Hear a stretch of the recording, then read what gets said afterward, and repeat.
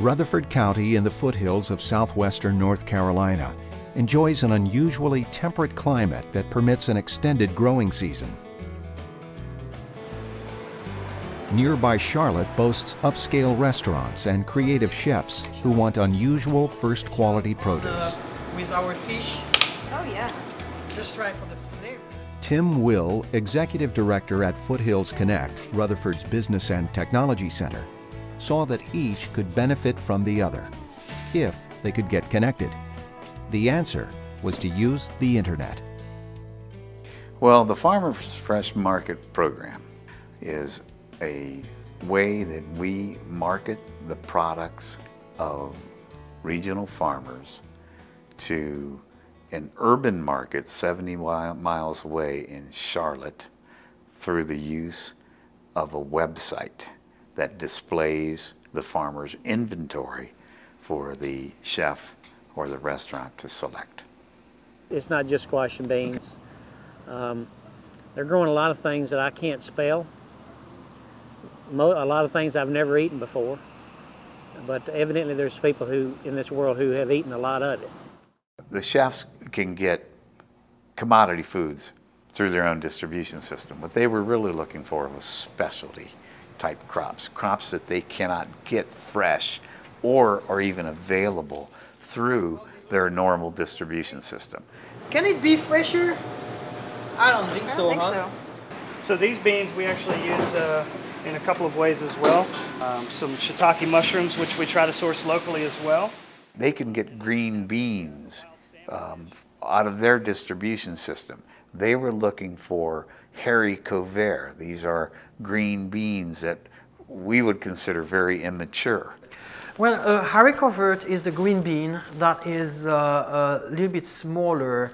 We don't let it grow as far, have a special seeds, and it's basically a baby green bean that have much more flavor, that's especially used much more in France, but specialty used in fine dining restaurants.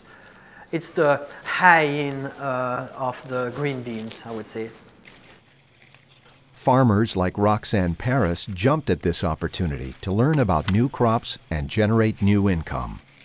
The microgreens, the Japanese eggplant, the candy striped beets, different varieties of tomatoes, and the beans. I've planted probably 8 or 10 different varieties of beans and been able to sell them all. Romano beans, the flat potted ones.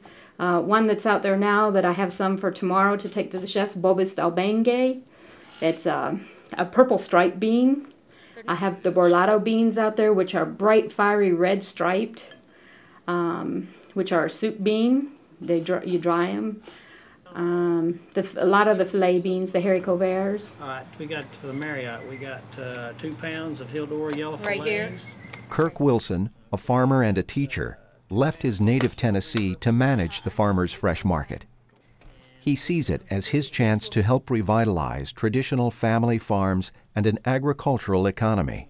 When I came to North Carolina, if Cavola Nero had fallen on me, I wouldn't have known what it was. Lacinato kale, that's Cavola Nero, black kale. Hildora filet beans, I'd never heard of that before. Heirloom tomatoes, I'd heard a little about, but I didn't realize that heirloom tomatoes, there were so many and so many different kinds. Farmers were quick to latch on to heirloom tomatoes. I hope that a lot more farmers will get into that, the old-timey tomatoes, because they got such a different acid flavor. You know, it's something you could still taste it 20 minutes later if you hadn't eaten nothing but that tomato.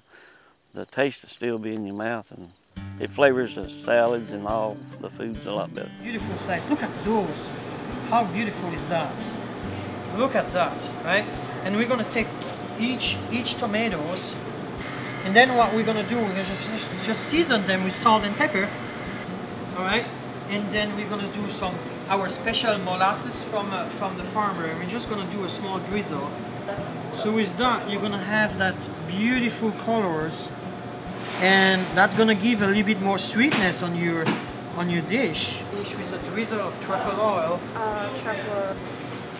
and it smells just great. And we're just gonna serve it like that, very natural. And this is a beautiful heirloom tomato salad. It's something absolutely fantastic to be able to work with produce a few hours old. I never seen that before. I travel all around the world, and I can tell you this is absolutely unique, and it's magic, definitely. The freshness, the quality of the food is just wow. I never see that before.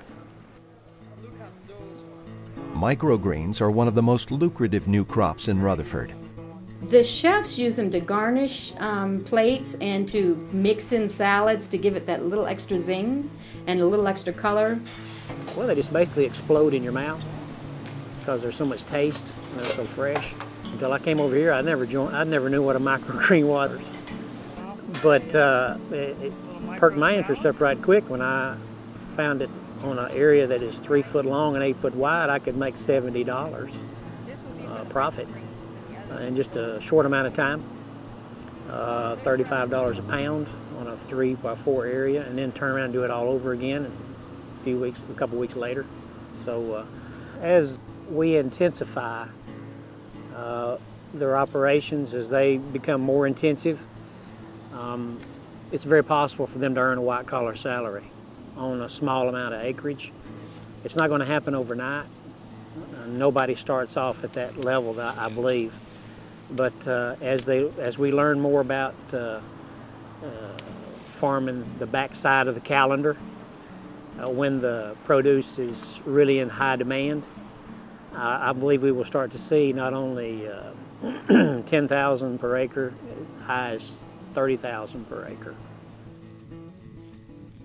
Jeff Searcy has been growing tomatoes and other commodity vegetables for nearly 30 years, mostly for packing houses.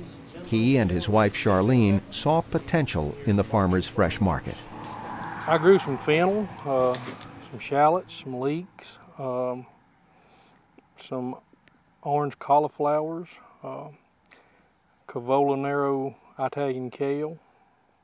Some of the things I've been growing this year I've never even heard of until I picked up a seed book and started doing some research. I thought, well, I'll try that. Some of it's worked out. I just enjoy it. September through December is peak season in the restaurant business, and Charlotte's chefs are thrilled to have a greater variety of produce. It's a very busy time of year for us with banquets.